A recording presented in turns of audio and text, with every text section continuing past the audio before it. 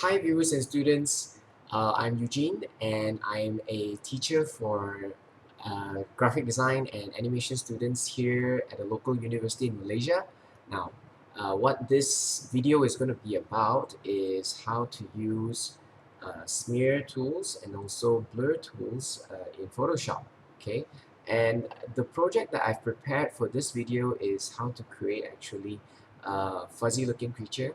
You can use smear tools for hair, and I particularly like to use it for furry animals because I think it's a pretty powerful tool to actually an effective tool to use.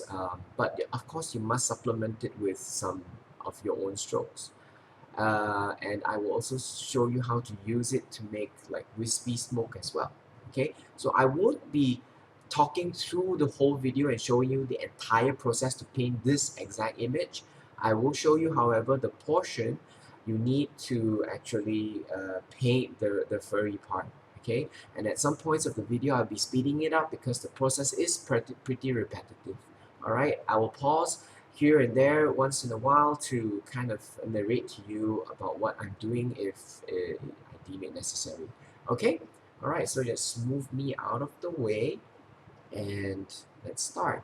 So first thing, let's look at this finished image and how I got to it. I usually like to start off my image with a sketch, and this is how it looks like, in fact, without the background. So it's a very simple sketch because it's just a very simple character, and I wanted the furriness of the character to really come forth. So it's a big round ball with just a little bit of ears and big features. So it's like a face, almost like a face with a furry face with legs and a tail. So it's like a funny looking rat. And it's standing on this branch. So the sketch, I just double the layer for you to see. Yeah, so this is the sketch layer that I was working with. And if you've watched my other video, which is in the description below, or which link is coming up right now, you will notice that I would have one more to teach you how to paint a background like this. Okay, now coming to this, I have also other layers. This is the feet, the waves, the sonic waves. We have some particles, some volumetric lighting going on because this creature is probably in the background, in the forest background, and we would have rays of light coming through. Then we have, of course, the stick, the feet, and the body. I've got a backup of the body, the eyes, the eyelids, so that the eyes doesn't look like it's kind of just plastered onto the face. And that's about it. Okay. Now I would like to actually do one with you guys afterwards, which is the wispy smoke effect. Let's probably if you want to replace the sonic waves that you see here with the wispy smoke effect, then you can. And I've always, if you notice, if anyone has ever gotten the chance to actually see one of my Photoshop files, you can notice that I've always got um, layers of research that I put in, and I think it's very useful for you to actually put research into your file as you paint, so that you can either color pick or it's constantly here. I never would want to paint stuff without first looking at research. It's always been a habit of mine to do research so that I know how to paint. Okay, so I will actually leave this on now and just demonstrate to you how I use Dodge. How I use Smudge to create this fur. Okay, I will also show you now the process. Okay, I've actually snapshot the entire process for this. Not really the entire thing, but the main steps. This is the final product. So this is how I start off usually with my painting. I start off with a sketch, and you can see the sketch layer is still there, then the basic shape that I would draft out. And from there, I would usually go on to create the tone. Yeah, just block out some shadow area. And then from there, we skip to this. So no, we actually have a lot of this smudge thing, which I will demonstrate to you now. So don't worry, you'll be wondering how did I get from this to this.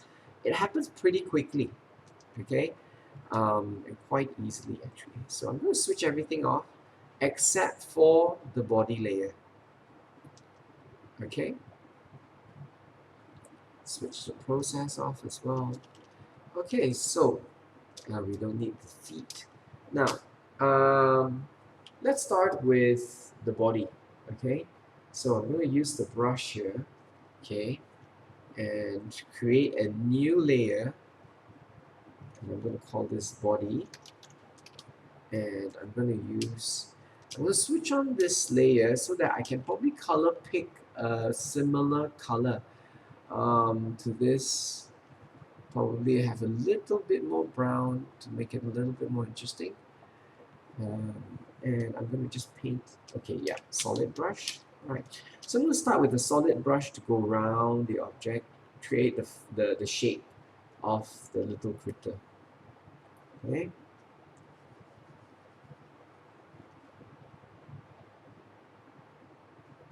Okay, so I've got the shape here right now, right? Um, you could paint, I'm wondering if you should paint in. No, I think we're going to paint in the ears later because the ears do look a little different. They are not as furry, and they're, for me, I'm going to place the ears behind. So I've got the general shape. That's all you need, all right? That's all you need. And switch this off. In fact, you could add a different layer if you want to as tail. Sorry.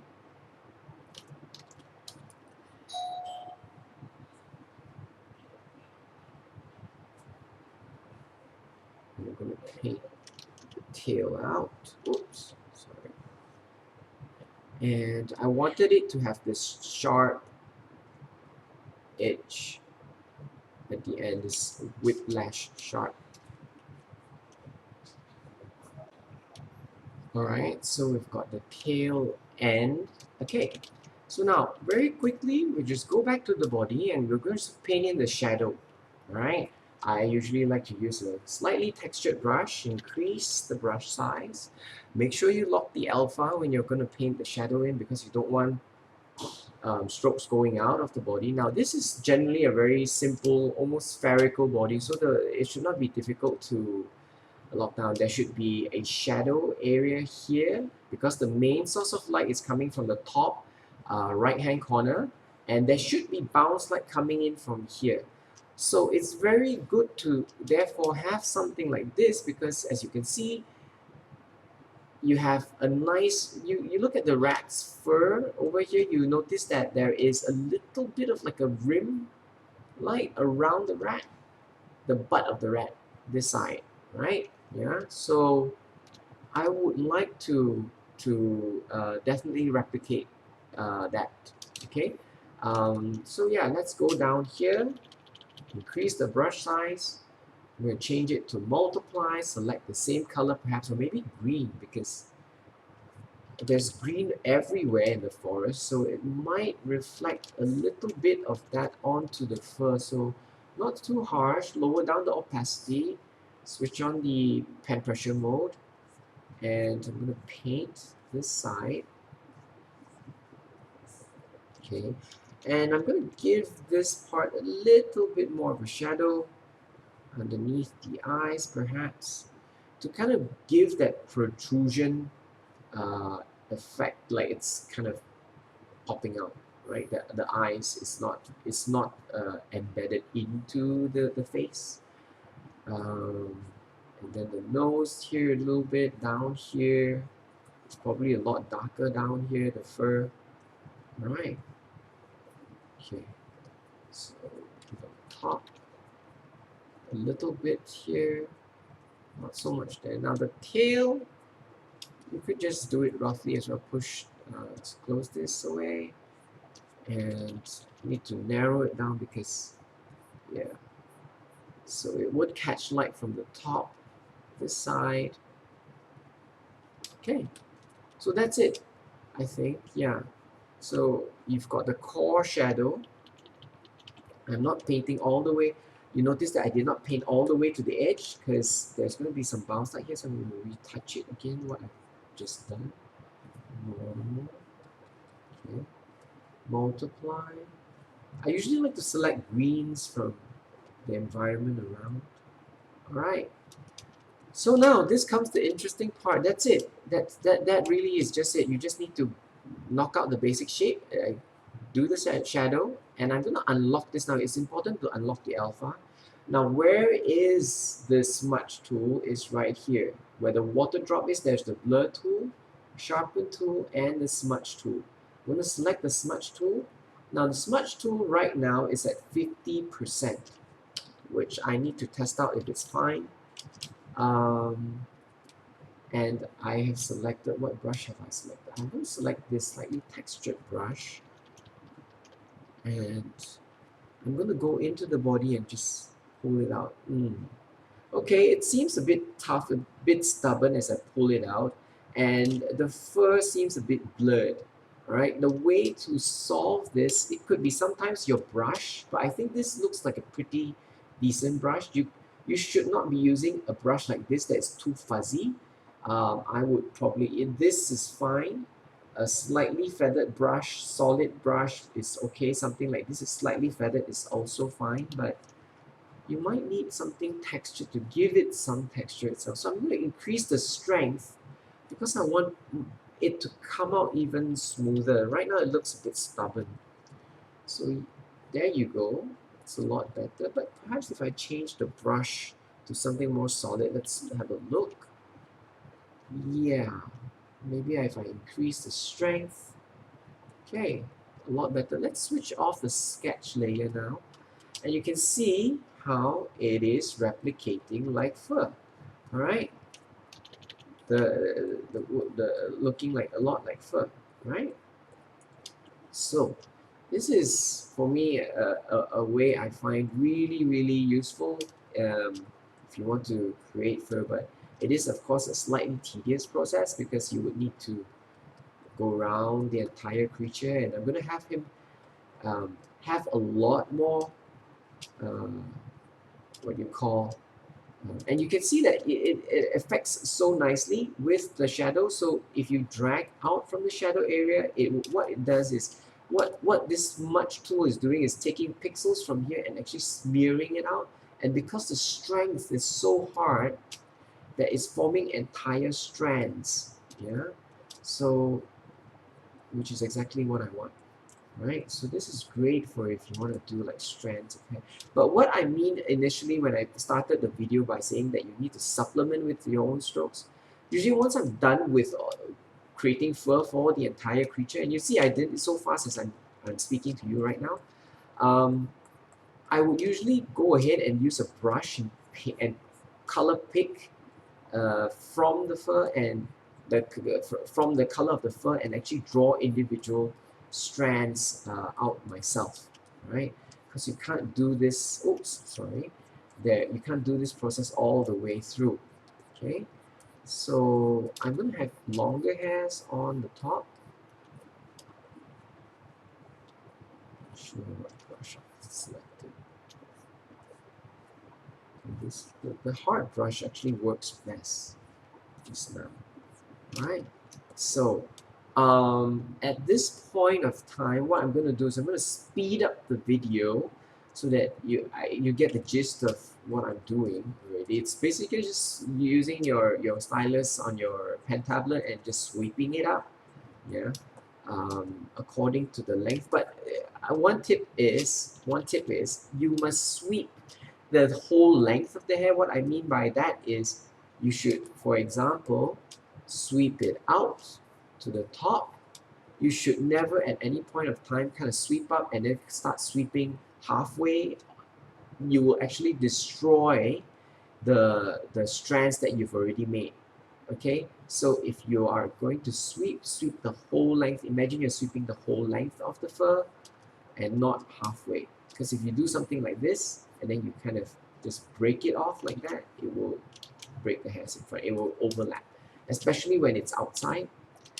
Inside, if you overlap, it just looks like it's overlapping hair, correct? But if it's outside and you start doing things like this, then it will smear the pixels. Remember, it's a smudge tool, it's not a paint tool, so you don't want to go like this. You always want to pull pixels out from the main form, the solid form. Okay, so yeah, enough of that. I will kind of speed up the video right now.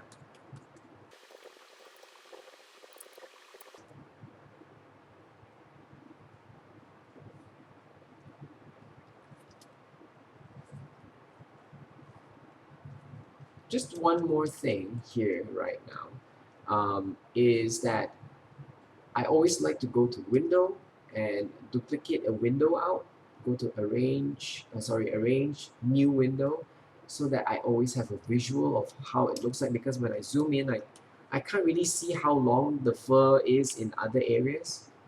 Yeah, so yeah, I like to usually do that when I'm painting.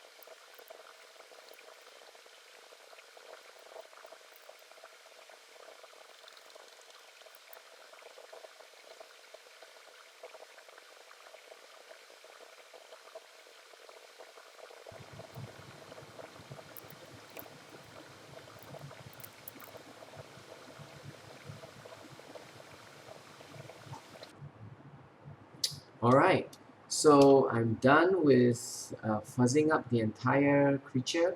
What I'm going to do now is add some highlights, very soft highlights on the edge, because if you look at the research I've done, we've got highlights all around the area. In fact, I'm going to highlight it and probably do a little bit more furring with the smudge tool as well.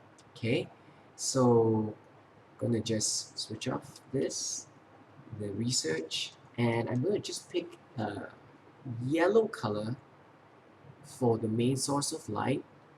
I'm going to change this brush, to color dodge, and I'm going to just add the highlight, lock the alpha, and make sure that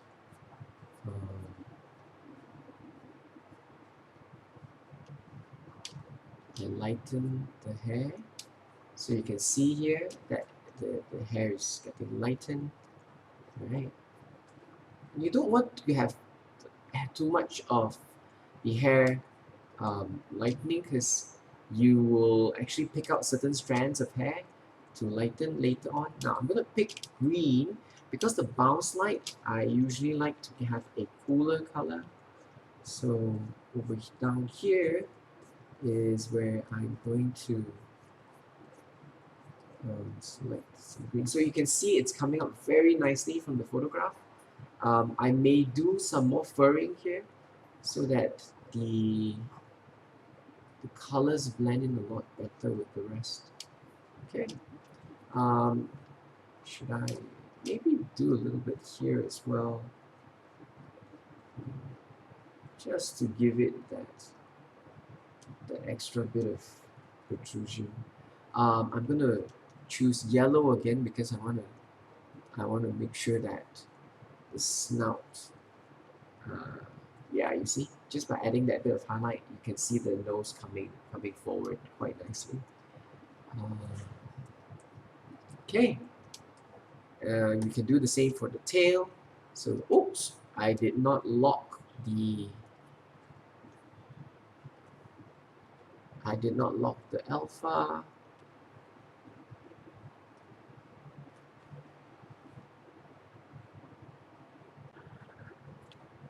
So I'm gonna lock the alpha. Make sure you always lock the alpha. Color the tail. Sorry, there was an interruption there at the moment.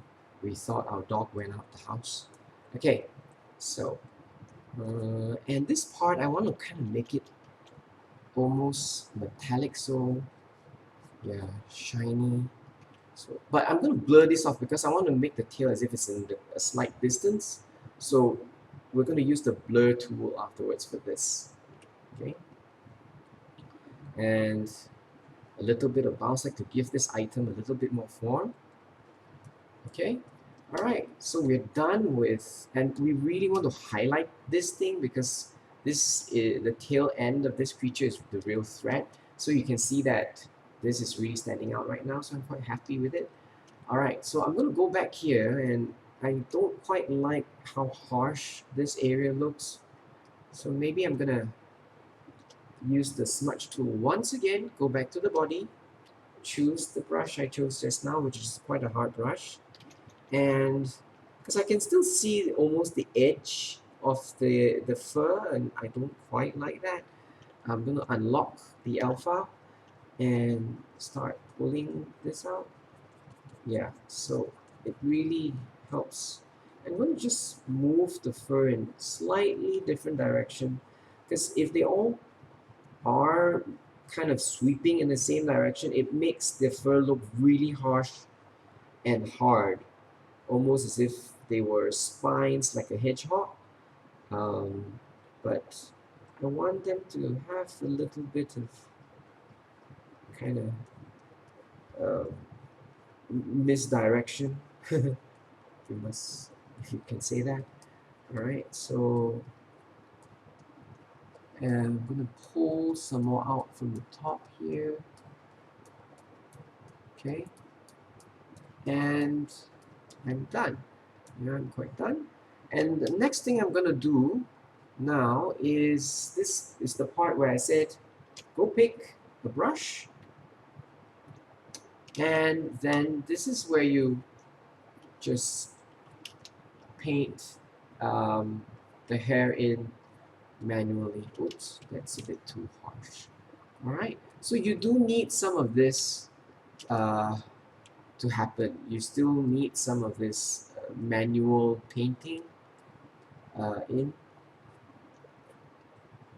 Oops, thing you still need this. You can have, and it makes it a lot more natural. Doesn't look so so rigid if you had some of these hairs coming out. You definitely need some from here because some details seem to be lost here. So, okay, right, all right. So I think that's quite all right. Yeah. It doesn't register much, a little bit, but I think it's okay. All right, so this is how I would paint this creature. It looks slightly different from the first one, but I think you get the process of how to create fur with just a smudge tool. It's really, really effective and very helpful. Now, how else? Well, before we go on to another technique of the smudge tool, let's switch this off, the alpha, and go and use the brush tool, the blur tool. And I'm going to use a soft brush because I just want to blur this part out. Oh, that's a bit too much. The strength is too much. I'm going to bring this down and blur this a little bit. And I'm quite selective with the blurring. Loading, it's very slow. Okay. Perhaps I went too far with the blur. Okay, let's go back a little bit. Layer, tail. Don't want it to blur too much, just enough to give it that elusive sort of feel. Okay, we're done.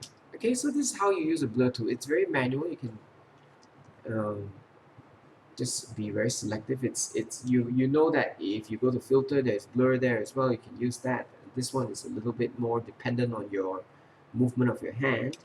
Okay, so now let's try and use this as a reference to paint wispy smoke. Let's just say you did not want the sonic wave kind of thing. So if it's got telepathic powers, you want wispy smoke instead to make it more look a little bit more magical. Like probably we can paint wispy smoke coming out of its eyes. So let's do that. Select the green, okay, and I'm gonna create a new layer. Sorry, a above the eyes and call this smoke. Alright, so I'm going to paint it with this brush. It's kind of a textured brush. And paint it here like this. It's quite rough right now. And you notice that some parts are more translucent, some parts are not, because that's how smoke is, right? There are some parts that are more dense, some parts that are more transparent. So, oh, did you notice that it's a ballerina? Oh, that's interesting. Okay, so anyway, um, you have some parts that are, yeah, so that's why I like this, because it almost looks like smoke itself already. Right.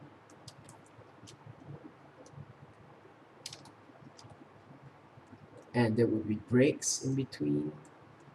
Right. So you could also have some parts that are slightly darker and some parts slightly lighter. So I'm choosing a lighter green coming from the eye. Okay, so this is the fun part again. I like using the smudge tool to create effects because it gives a very nice smooth kind of a stream. So strength is at 77. I'm going to push using my brush and into shape. I'm going to push it into shape. So I'm going to increase the brush size also. So you can see it's starting to take form.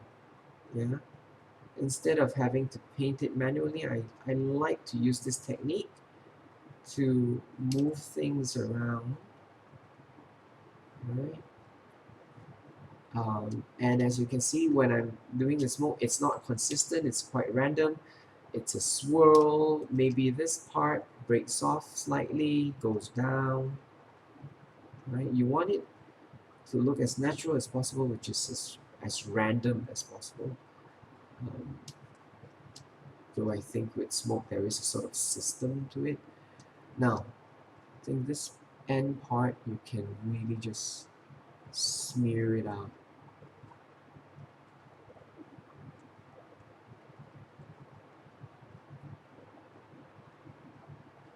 We could use the blur tool to blur some parts out to really give it that wispy sort of a feel. This side the same. Start with the eye in the center. Oops, I've kind of smudged it too much till it disappeared. Right, so we have this. Right. We want to kind of retain some of the nice clumps that the initial brush created. Okay. So if you swirl it, it gives a very nice, interesting sort of a texture.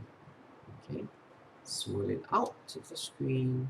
And then you can use the blur tool to blur up some of these parts so that it looks a little bit more, yeah, don't want this rough texture. Okay, so there you go. All right, so it does look a little bit like that. Okay, perhaps we can paint over some areas, just lock this, use a soft brush and maybe color dodge it, and let's try that. A brush, color dodge, soft brush, so that it captures the light. So it seems to be hanging out halfway. Doesn't look like it's really in the environment.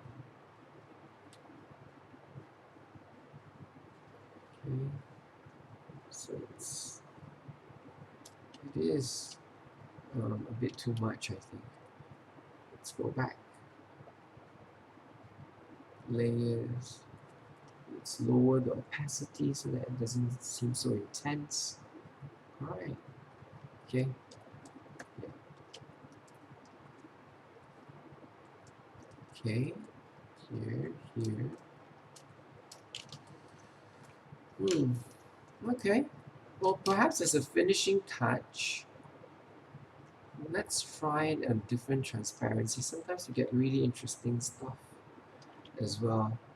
Ooh, that looks nice. Alright, so yeah, maybe this works, you know, linear dodge, so it looks a little bit more tricky. So yeah, using a smudge tool, a brush and a smudge tool to kind of replicate a smoke feel. This curve seemed a bit too regulated. I would have changed it. But anyway, I hope this tutorial has given you a very good insight into how you could use a smudge tool to create fur and wispy smoke. And also a little bit of what the blur tool can do, which is pretty straightforward. Okay, so hopefully this helps you a lot with painting even things like hair, furry wolves, and all things furry. So okay, enjoy.